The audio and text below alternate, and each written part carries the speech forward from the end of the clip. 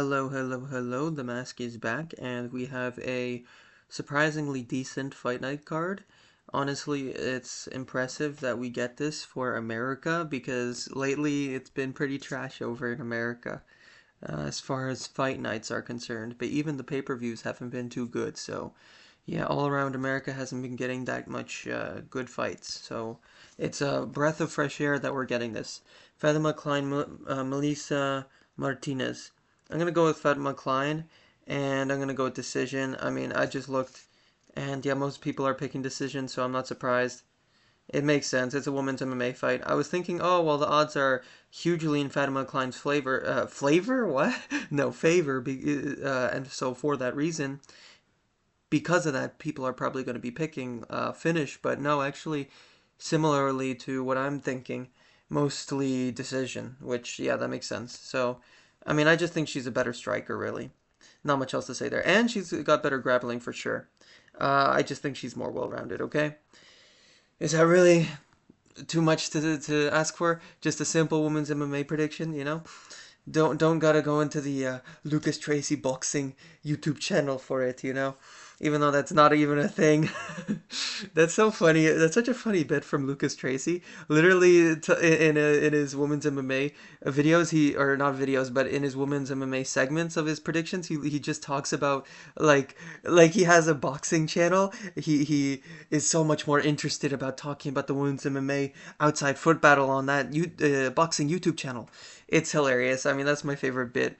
Probably one of my favorite bits from Lucas Tracy. And then of course Mike Davis. I'm going with probably with a I'm gonna say a ground and pound KO in the third round. I could totally see a decision, but I feel like Mike Davis, it's like a totally different level fighting Mitch Ramirez as opposed to a Faraz Ziham. And on top of that, I think that Mike Davis had a knee injury or something along those lines against Faraziam. Like he was dragging his knees on the ground there, kind of in a damaging fashion, and I think that kind of deterred him from actually going for those takedowns more. And so I think he's gonna set up the takedowns with some decent striking, and then go to the double leg probably, maybe single leg something like that. And I think he's gonna get to either crucifix or full mount, land some ground and pound, and get the job done late. So yeah, third round I think.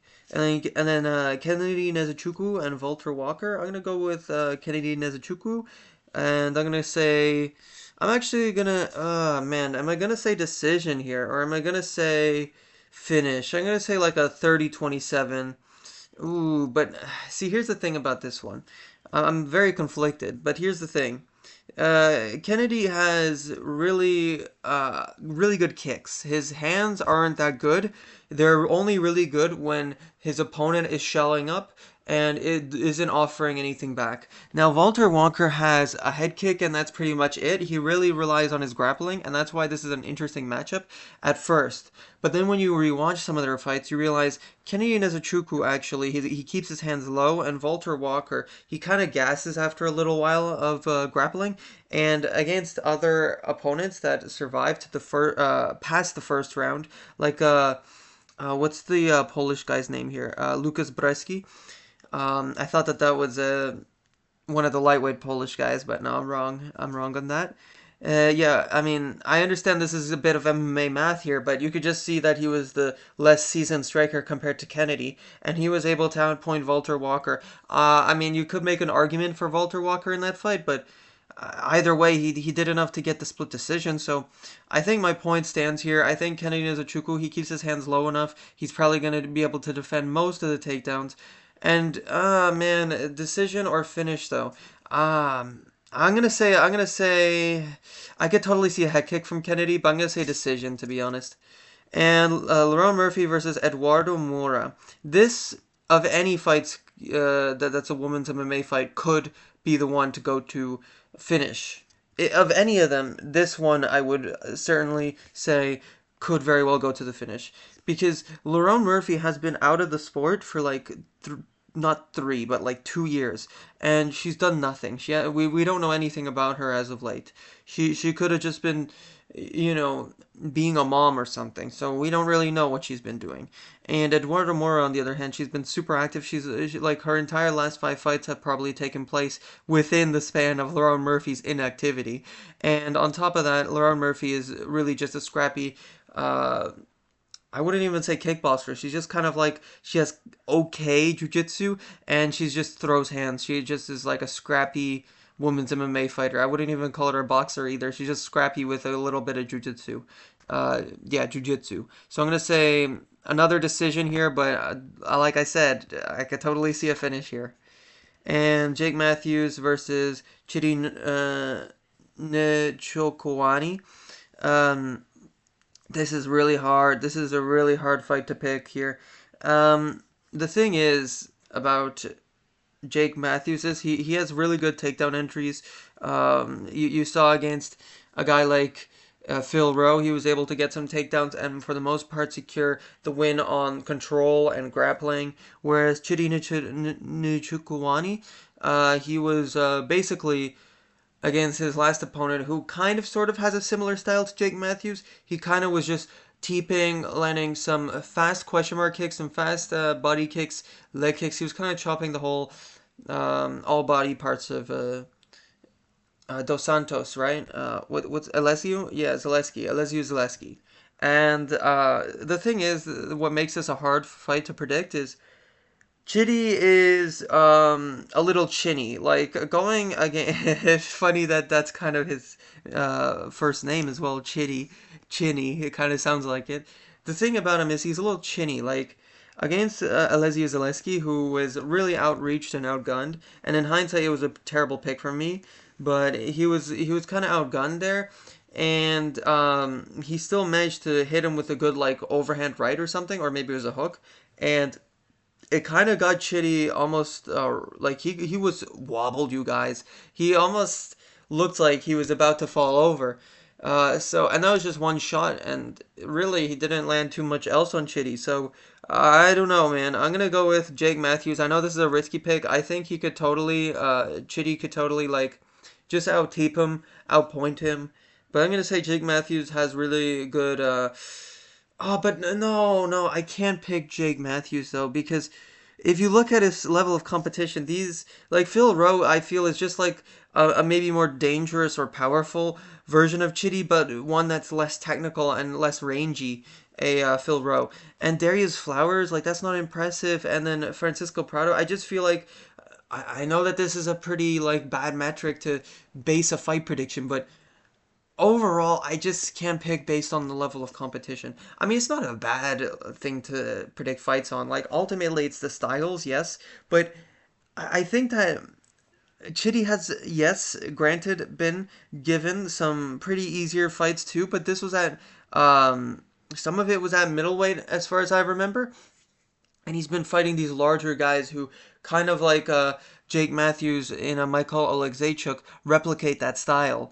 And so I feel like since he's been fighting these bigger guys who kind of replicate what Jake Matthews is trying to do, I feel like Chidi Nishidwani is probably going to get a 30-27 decision. Maybe it's a 29-28, but I'm going to say 30-27. Chris Curtis and Max Griffin. Man, I'm picking a lot of decisions here. I'm pretty self-explanatory here. I mean, Chris Curtis, he basically has the way better boxing. The only thing here is, like a Jack Hermanson, for example, it's really hard for Chris Curtis to get inside of these longer, rangier guys who maybe don't have the most power or whatever, but they're able to utilize that reach to their advantage based off of the fact that Chris Curtis doesn't really have that many tools to get inside other than his boxing. So, yeah, probably another 30-27, maybe even 30-26 I could see in one of the later rounds being quite dominant. Oh man, another you know what? I'm gonna go with I was gonna say another decision, but I'm actually gonna go with submission from Tuco Tokos.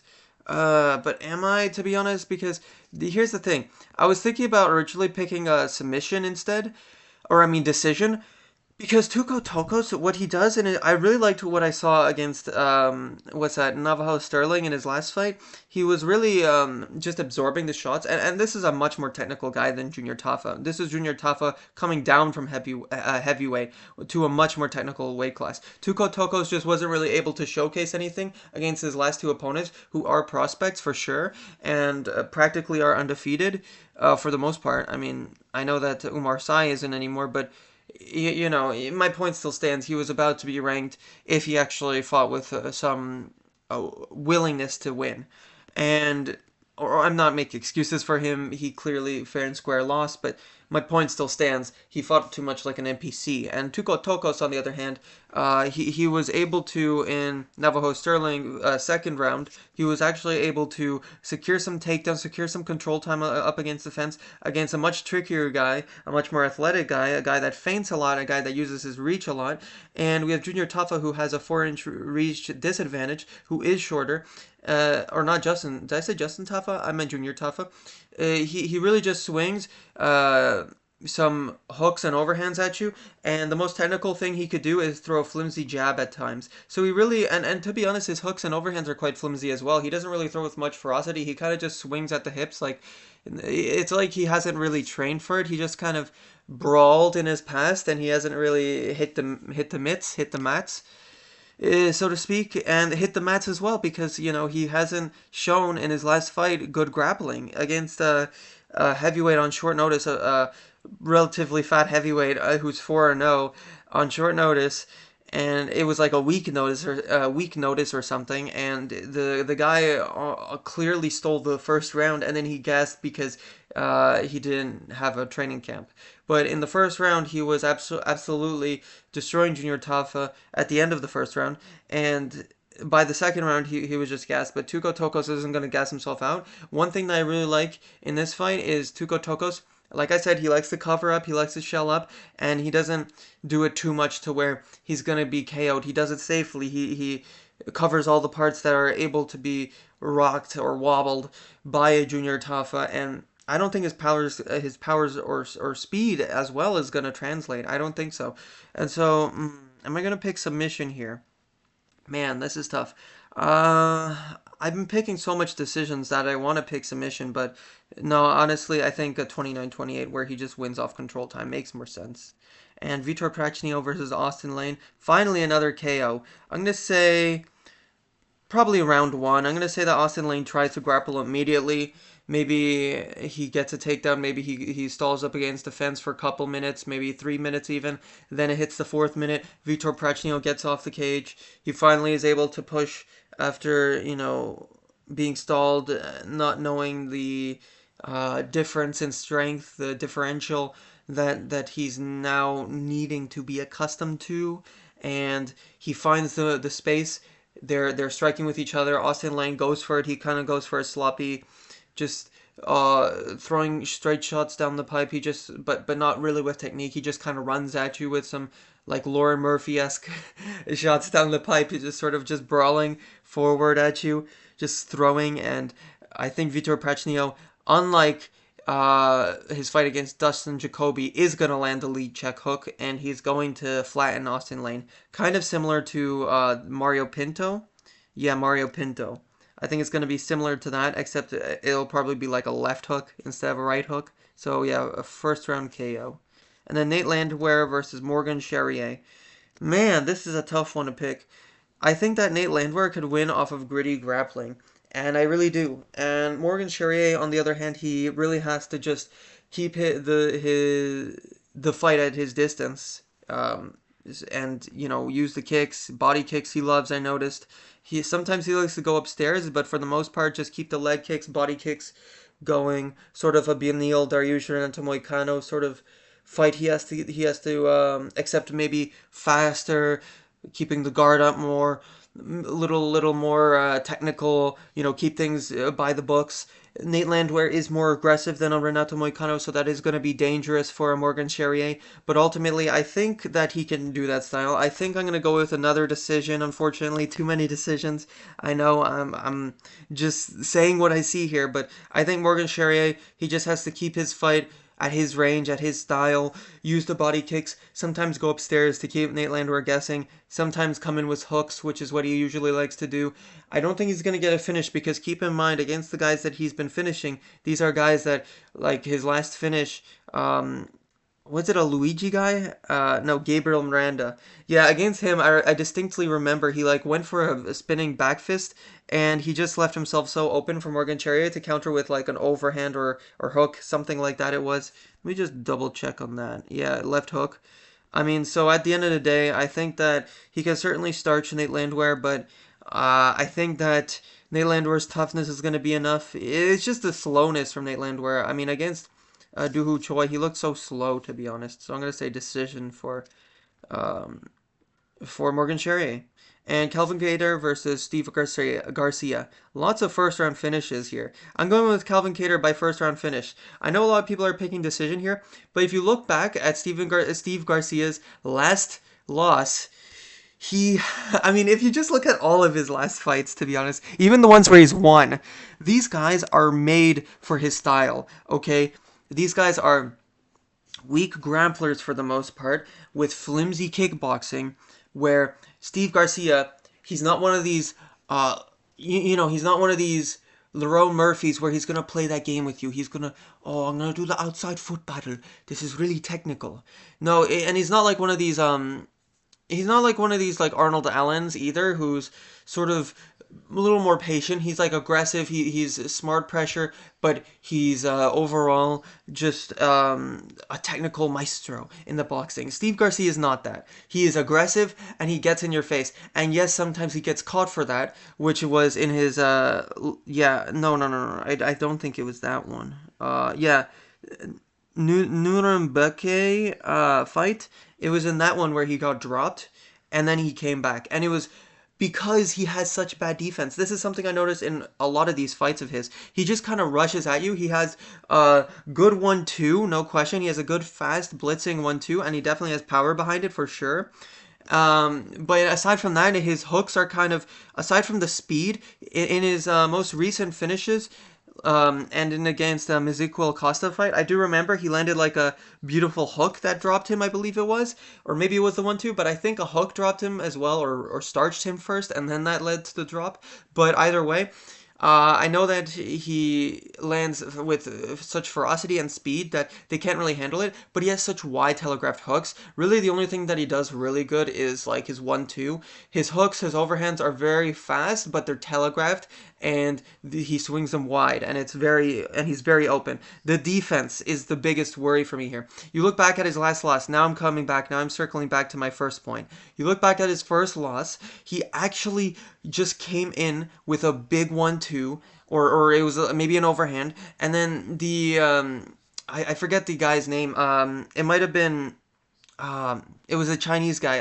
I'm blanking here. Either way, it was a Chinese guy, and he was I think he was making his UFC debut as well. It might have been Rong Zhu, and he was just staying patient, waiting for his moments, while Steve Garcia was just rushing in, throwing haymakers, really.